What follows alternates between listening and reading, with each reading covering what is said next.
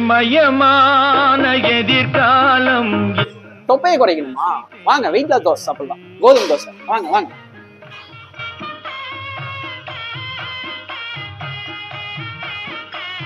Weight loss பண்ணணுமா? இந்த water diet follow பண்ணுங்க, அதுவே போதும். பாடல் ஓசை காதில் விழுகிறது. இத குறைக்கணுமா? இத பண்ணுங்க. இத குறைக்கணுமா? இத பண்ணுங்க.